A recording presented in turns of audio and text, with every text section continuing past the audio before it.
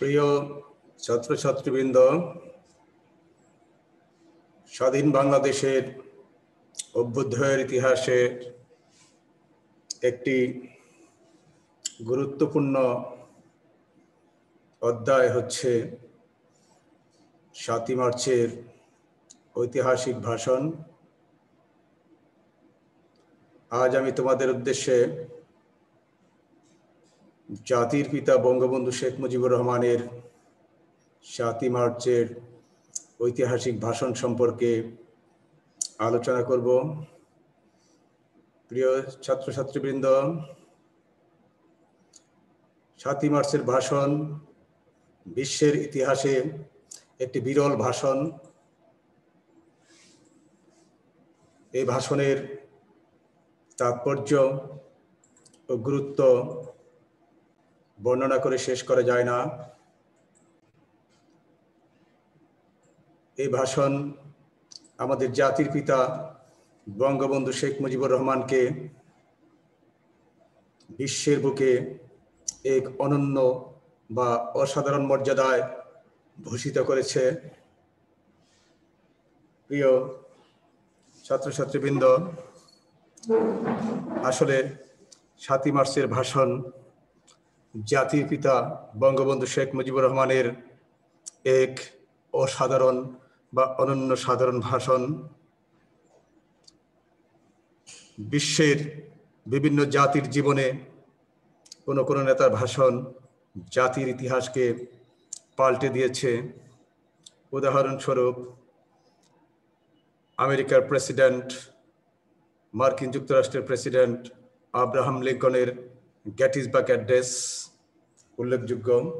আরেকটি উল্লেখযোগ্য ভাষণ মার্টিন লুথার কিংয়ের আই হ্যাভ এ ড্রিম।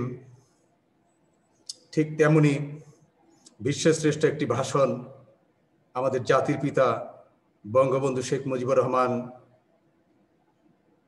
যে ভাষণ দিয়েছিলেন ৭ই মার্চ, সেই ঐতিহাসিক ৭ই মার্চের ভাষণ বাঙালি জাতির মুক্তির মহামুক্তির বিবেচনায় জাতির পিতা বঙ্গবন্ধু শেখ মুজিবুর রহমানের ভাষণকে বিশ্বশ্রেষ্ঠ ভাষণগুলোর অন্যতম ভাষণ হিসেবে আমরা উল্লেখ করতে পারি। এই ভাষণকে জাতির মুক্তি সনদও বলা যায়। শত শত বছর ধরে যে মুক্তির জন্য, যে স্বাধীনতার জন্য, যে মুক্তির স্বপ্নে, যে স্বাধীনতার স্বপ্নে বাঙালি অধীর অপেক্ষায় ছিল, তাকে ভাষা দিয়েছেন, প্রাণ দিয়েছেন আমাদের জাতির পিতা বঙ্গবন্ধু শেখ মুজিবুর রহমান। আর এই প্রাণ ফুটে উঠেছিল ঐতিহাসিক ৭ই মার্চের ভাষণের মধ্য দিয়ে। স্বাধীনতা ও মুক্তির জন্য বাঙালি জাতির পরবর্তী করণীয় বা দিক নির্দেশনাগুলো রয়েছে জাতির পিতা বঙ্গবন্ধুর ঐতিহাসিক ৭ই মার্চের ভাষণে। আজকের যাকে আমরা সোহরাওয়ার্দী উদ্যান বলি, সেই সোহরাওয়ার্দী উদ্যানেরই একসময় নাম ছিল রেসকোর্স ময়দান।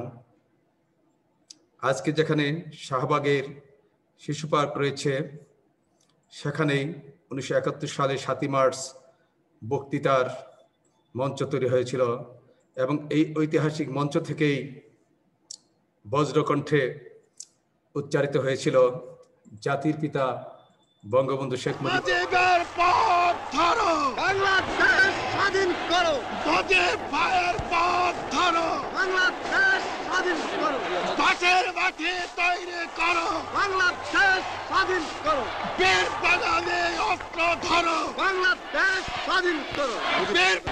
আপনারা জোরে স্লোগান ধরেন, আমার দেশ তোমার দেশ, বাংলাদেশ বাংলাদেশ, আমার দেশ তোমার দেশ, বাংলাদেশ বাংলাদেশ, স্বাধীন করো, স্বাধীন করো, বাংলাদেশ স্বাধীন করো।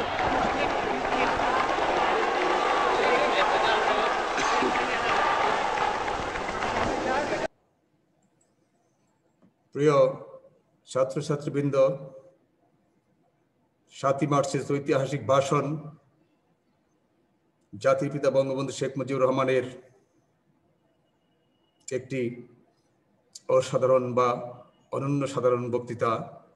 মাত্র ১৯ মিনিটের ভাষণে তিনি বাঙালি জাতির মুক্তির সংগ্রামের জন্য সমস্ত যাবতীয় করণীয় ও দিক নির্দেশনা প্রদান করেছেন।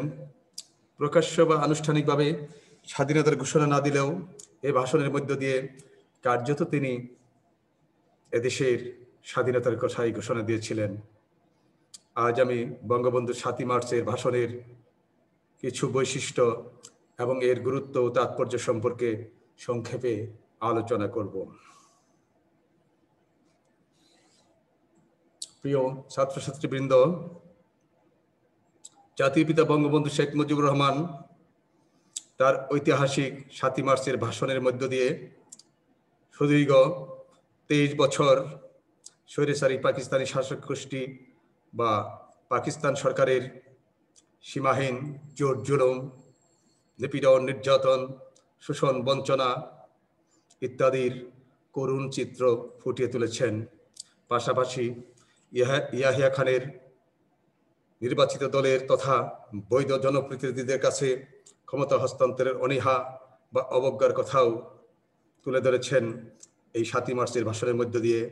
এছাড়া শাসনতন্ত্র বা সংবিধান রচনার ক্ষেত্রে আওয়ামী লীগের আন্তর্জাতিক প্রচেষ্টার কথাও তিনি তার ভাষণে অত্যন্ত সুন্দরভাবে ফুটিয়ে তুলেছেন।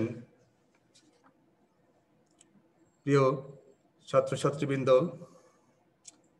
৭ই মার্চের ভাষণের মধ্যে দিয়ে ইয়াহিয়া এবং ভুট্টোর স্বৈরাচারী মনোভাবের কথাও অত্যন্ত সুন্দরভাবে ফুটিয়ে তুলেছেন জাতির পিতা বঙ্গবন্ধু শেখ মুজিবুর রহমান।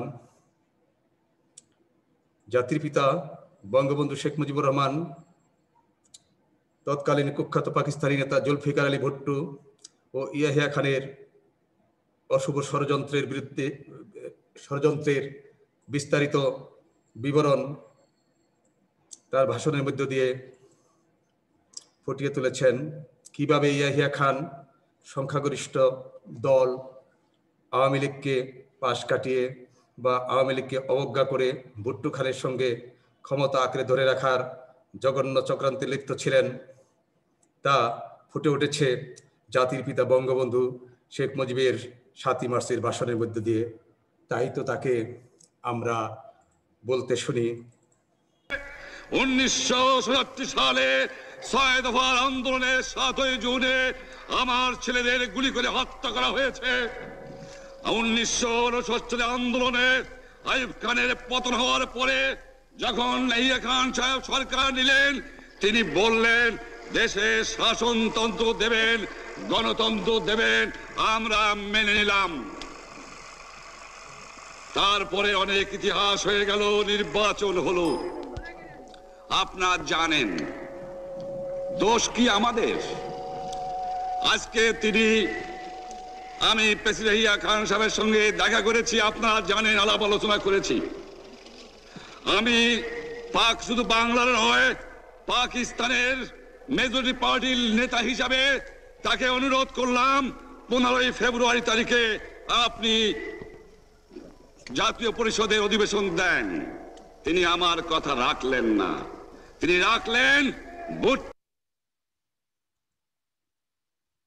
রাখলেন ভুট্টো খানের কথা। প্রিয় ছাত্রছাত্রীবৃন্দ, ঐতিহাসিক ৭ই মার্চের ভাষণে জাতির পিতা বঙ্গবন্ধু শেখ মুজিবুর রহমান দেশবাসীর করণীয় সম্পর্কেও নির্দেশনা দিয়েছেন।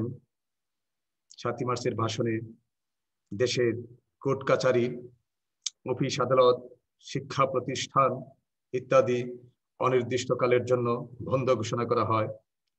তবে কর্মচারীদের বেতন 28 তারিখের মধ্যে নিয়ে আসার কথা বলা হয়। জনগণের খবর প্রচারিত না হলে রেডিও, টেলিভিশন ইত্যাদি বন্ধ করে দেওয়ার ঘোষণাও দেওয়া হয়। এর মধ্য দিয়ে জাতির পিতা বঙ্গবন্ধু শেখ মুজিব পাকিস্তান সরকারের তথা পাকিস্তানের স্বৈরাচারী ও কর্তৃত্ববাদী শাসকের বিরুদ্ধে প্রকাশ্য চ্যালেঞ্জ করেছিলেন। অনুরোধ রইল, প্রত্যেক ঘরে ঘরে দুর্গ গড়ে তোলো। তোমাদের যা কিছু আছে তাই নিয়ে শত্রুর মোকাবেলা করতে হবে এবং জীবনের তরে রাস্তাঘাট যা যা আছে সব কিছু আমি যদি হুকুম দেবার নাও পারি তোমরা বন্ধ করে দেবে।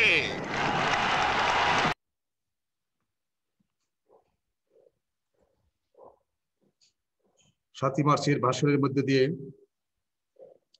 জাতির পিতা শেখ মুজিব সমস্ত ট্যাক্স, খাজনা ইত্যাদি বন্ধ করে দেওয়ার ঘোষণা করেন। যে পর্যন্ত আমার দেশের মুক্তি না হচ্ছে ততদিন ট্যাক্স, খাজনা বন্ধ করে দেওয়া হলো, কেউ তা দেবেন না, এমনই ঘোষণা দিয়েছিলেন তিনি তার এই ভাষণের মধ্যে দিয়ে। আর এর মধ্য দিয়ে জাতির পিতা স্বৈরাচারী পাকিস্তানি শাসক ও শোষক গোষ্ঠীর অর্থনৈতিক উৎসে আঘাত হানেন।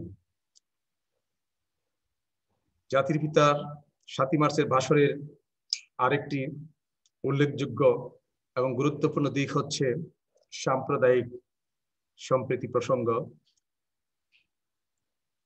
বঙ্গবন্ধু ছিলেন শান্তিপূর্ণ ও অসাম্প্রদায়িক রাজনীতির পুরোধা। 7 মার্চের ভাষণেও তিনি এর উজ্জ্বল দৃষ্টান্ত রেখেছেন। তিনি তার ভাষণে বলেন, বাংলায় হিন্দু মুসলমান সবাই ভাই ভাই, অবাঙ্গালী বা বিহারি যারা আছে তাদের রক্ষা করার দায়িত্ব আমাদের উপর। এভাবেই তিনি 7 মার্চের ভাষণের মধ্য দিয়ে বাঙালি অবাঙ্গালী সবার মাঝে সম্প্রীতির জন্য আহ্বান জানিয়েছিলেন এবং বাঙালি অবাঙ্গালীর মাঝে যাতে কোনো ভুল বোঝাবুঝি না হয়, যাতে কোনো দাঙ্গার সৃষ্টি না হয়, সে ব্যাপারে তিনি সদা সোচ্চার ছিলেন। প্রিয় ছাত্রছাত্রী বৃন্দ, 1971 সালের ইয়াহিয়া ও তার সহযোগী ভুট্টো খানের কর্মকাণ্ড দেখে জাতির পিতা বঙ্গবন্ধু শেখ মুজিব বুঝতে পেরেছিলেন নিয়মতান্ত্রিক উপায়ে পাকিস্তানি স্বৈরাচারী শাসক গোষ্ঠী কখনোই ক্ষমতা হস্তান্তর করবে না। তাই তিনি একদিকে আলোচনা ও অন্যদিকে সশস্ত্র প্রক্রিয়ায় স্বাধীনতার জন্য জাতিকে প্রস্তুত করতে আহ্বান জানিয়েছিলেন 7 মার্চের ভাষণে। অর্থাৎ জাতিকে ভবিষ্যতে কিংবা অনতিবিলম্বে যুদ্ধের জন্য প্রস্তুত হওয়ার জন্য তিনি আহ্বান করেছিলেন 7 মার্চের ভাষণের মধ্য দিয়ে। প্রত্যেক মহল্লায়, প্রত্যেক ইউনিয়নে, প্রত্যেক সাব ডিভিশনে আওয়ামী লীগের নেতৃত্বে সংগ্রাম পরিষদ গড়ে তোলো এবং তোমাদের যা কিছু আছে তাই নিয়ে প্রস্তুত থাকো। মনে রাখবা, রক্ত যখন দিয়েছি রক্ত আরো দেব, এই দেশের মানুষকে মুক্ত করে ছাড়বো ইনশাআল্লাহ। এবারে সংগ্রাম আমাদের মুক্তির সংগ্রাম, এবারে সংগ্রাম স্বাধীনতার সংগ্রাম। এভাবেই 7 মার্চের ভাষণের মধ্যে দিয়ে মূর্ত হয়েছিল বাঙালি জাতির মুক্তি সংগ্রামের এক অগ্নিঝরা ভাষণ, অগ্নিঝরা আহ্বান। তিনি ঘোষণা করেছিলেন প্রত্যেক গ্রামে, প্রত্যেক মহল্লায় আওয়ামী লীগের নেতৃত্বে সংগ্রাম পরিষদ গড়ে তোলো এবং তোমাদের যা কিছু আছে তাই নিয়ে প্রস্তুত থাকো। মনে রাখবা, রক্ত যখন দিয়েছি রক্ত আরো দেব, এদেশের মানুষকে মুক্ত করে ছাড়বো ইনশাল্লাহ। বক্তৃতার আরেক জায়গায় তিনি বলেছিলেন, প্রত্যেক ঘরে ঘরে দুর্গ ঘরে তোলো, তোমাদের যা কিছু আছে তাই নিয়ে শত্রুর মোকাবেলা করতে হবে, এবং জীবনের তরে রাস্তাঘাট যা যা আছে সবকিছু আমি হুকুম দেবার যদি নাও পারি তোমরা বন্ধ করে দিবে। তিনি গ্রেপ্তার কিংবা কুচক্রী পাকিস্তানি শাসক চক্রের ষড়যন্ত্রের কারণে হত্যার শিকার হতে পারেন। এ ধরনের ভাবনা চিন্তা থেকেই এ ধরনের বিচক্ষণ নির্দেশনা দিয়েছিলেন। এর মধ্য দিয়ে জাতিকে গেরিলা যুদ্ধের মাধ্যমে ভবিষ্যতে স্বাধীনতা যুদ্ধে ঝাঁপিয়ে পড়ার সুস্পষ্ট ইঙ্গিত বা নির্দেশনা দিয়েছেন জাতির পিতা বঙ্গবন্ধু শেখ মুজিবুর রহমান। প্রিয়, আমি পরিষ্কার মিটিংয়ে বলেছি, এবারের সংগ্রাম আমার মুক্তির সংগ্রাম, এবারের সংগ্রাম স্বাধীনতার সংগ্রাম। 7ই মার্চের ভাষণের আরেকটি গুরুত্বপূর্ণ বৈশিষ্ট্য আমরা লক্ষ্য করি, সেটা হচ্ছে নিয়মতান্ত্রিকভাবে ক্ষমতা হস্তান্তরের আহ্বান। জাতির পিতা বঙ্গবন্ধু শেখ মুজিবুর রহমান ছিলেন অত্যন্ত বিজ্ঞ বিচক্ষণ একজন রাজনীতিবিদ। তার ভাষণে তিনি স্বাধীনতার ঘোষণা দিতে পারেন এই আশঙ্কায় প্রতিক্রিয়াশীল স্বৈরাচারী পাকিস্তানি সরকার তা প্রতিরোধের জন্য সকল প্রস্তুতি সম্পন্ন করে। রেস কোর্সে সরাসরি স্বাধীনতার ঘোষণা করলে বর্বর পাক বাহিনী তাৎক্ষণিকভাবে কোনো চরম ব্যবস্থা নিতে পারে, এমনকি সেনা এবং বিমান হামলার আশঙ্কাও বিদ্যমান ছিল। তাই বিচক্ষণ রাজনীতিবিদ, দূরদর্শী রাজনীতিবিদ জাতির পিতা বঙ্গবন্ধু শেখ মুজিবুর রহমান ইয়াহিয়ার 25শে মার্চ আসন্ন জাতীয় পরিষদের অধিবেশনে যোগদান করতে 4টি অত্যন্ত দূরদর্শী পূর্ব শর্ত আরোপ করেন। অ্যাসেম্বলি কল করেছেন, আমার দাবি মানতে হবে। প্রথম, সামরিক আইন মার্শাল ল উড্র করতে হবে। সমস্ত সামরিক বাহিনীর লোকদের ব্যারাকে ফেরত দিতে হবে। যেভাবে হত্যা করা হয়েছে তার তদন্ত করতে হবে। আর জনগণের প্রতিনিধির কাছে ক্ষমতা হস্তান্তর করতে হবে।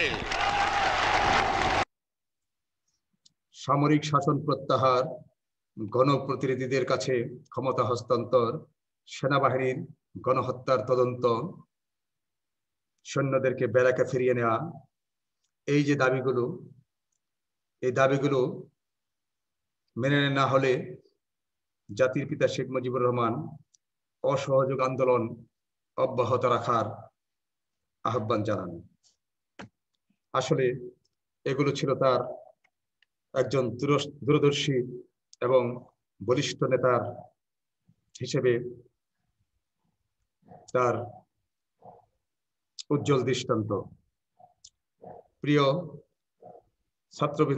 ছাত্রছাত্রীবৃন্দ, জাতির পিতার 7ই মার্চের ভাষণ থেকে আমরা দেখতে পাই তার এই ঘোষণার মুহূর্ত এবং এই ঘোষণার মধ্য দিয়ে সৃষ্ট অসহযোগ আন্দোলনের মুহূর্ত থেকে মূলত জাতির পিতা বঙ্গবন্ধু শেখ মুজিবুর রহমানই হয়ে ওঠেন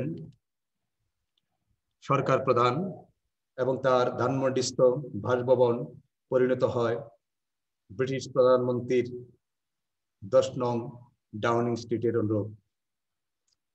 7ই মার্চের ভাষণে বঙ্গবন্ধু একদিকে পাকিস্তানি শাসক গোষ্ঠীর নির্মম শোষণ, নির্যাতন, লাঞ্ছনা, বঞ্চনা ও বিভেদ বৈষম্যের চিত্র তুলে ধরেছেন। অন্যদিকে এই ভাষণের মধ্য দিয়ে তিনি পাকিস্তানি স্বৈরাচারী শাসক ও হানাদার বাহিনীকে তথা পাকিস্তানি অশুভ শক্তিকে মোকাবেলা করার জন্য অসহযোগ আন্দোলন এবং প্রয়োজনীয় করণীয় সম্পর্কে দিক নির্দেশনা দিয়েছেন। প্রয়োজনে যার যা আছে তাই নিয়ে শত্রু মোকাবেলার নির্দেশনা দিয়েছেন তিনি। এই ভাষণে তিনি স্বাধীনতার কথা এমনভাবে বা এমন সুকৌশলে উচ্চারণ করেছেন যাতে স্বাধীনতার ঘোষণারও কিছু বাকি রইল না, অথচ পাকিস্তানি শাসক গোষ্ঠীর পক্ষে তার বিরুদ্ধে স্বাধীনতা ঘোষণার অভিযোগ উত্থাপনেরও সুযোগ রইল না। অর্থাৎ ৭ই মার্চের ভাষণের মধ্য দিয়েই জাতির পিতা বঙ্গবন্ধু শেখ মুজিবুর রহমান জাতির উদ্দেশ্যে এমন এক বিচক্ষণতার সাথে স্বাধীনতার পরোক্ষ বা অনানুষ্ঠানিক ঘোষণা দেন যা কার্যত এদেশের স্বাধীনতা ঘোষণারই নামান্তর। অথচ স্বাধীনতা ঘোষণার এই যে নামান্তর বা বহিঃপ্রকাশ হওয়া সত্ত্বেও তার বিরুদ্ধে স্বাধীনতা ঘোষণা উত্থাপনের বা রাষ্ট্রদ্রোহিতার অভিযোগ আনাও সহজসাধ্য ছিল না। এমনই কৌশলে তিনি ঘোষণা দিয়েছিলেন এই স্বাধীনতা সম্পর্কে। সমগ্র জাতির পিতা বঙ্গবন্ধুর এই অবিস্মরণীয় ভাষণের মধ্য দিয়ে জাতীয় মুক্তি সংগ্রাম তথা স্বাধীনতার দুঃসাহসী বাণী অর্জন করে বা লাভ করে এবং তারা তার বিপ্লবী ভাষণের অগ্নিমন্ত্রে দীক্ষিত হয়ে দেশব্যাপী মুক্তি বাহিনী গড়ে তুলতে শুরু করে, অর্থাৎ মুক্তিযুদ্ধের প্রস্তুতি গ্রহণ করতে শুরু করে। আর এক মুক্তি বাহিনী 25শে মার্চের কালো রাতে পাকিস্তানি স্বৈরাচারী শাসক গোষ্ঠীর লেলিয়ে দেওয়া বর্বর হানাদার বাহিনীর বিরুদ্ধে, নির্মম ও জঘন্য আক্রমণের বিরুদ্ধে, তাদের নির্মম ও জঘন্য আক্রমণের বিরুদ্ধে তীব্র প্রতিরোধ গড়ে তুলতে শুরু করে। প্রিয় ছাত্রছাত্রীবৃন্দ, জাতির পিতা বঙ্গবন্ধু শেখ মুজিবুর রহমানের ঐতিহাসিক ৭ই মার্চের ভাষণ এবং তৎকালীন সৃষ্ট অসহযোগ আন্দোলন বাঙালি জাতিকে দুর্বার ঐক্যবদ্ধ প্রতিরোধ আন্দোলনে এগিয়ে যেতে শিক্ষা দিয়েছে। মূলত ৭ই মার্চের ভাষণের মধ্য দিয়েই বাংলাদেশের মুক্তি সংগ্রামের সূচনা হয়। মুক্তিযুদ্ধের ৯ মাস জাতির পিতা বঙ্গবন্ধু শেখ মুজিবুর রহমানের ৭ই মার্চের ভাষণ স্বাধীন বাংলা বেতার কেন্দ্র থেকে বজ্রকণ্ঠ নামে প্রচারিত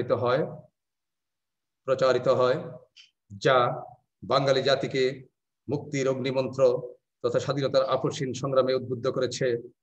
আর এই বিপ্লবী প্রেরণার পথ ধরেই স্বাধীন হয়েছে আমাদের প্রাণপ্রিয় মাতৃভূমি বাংলাদেশ।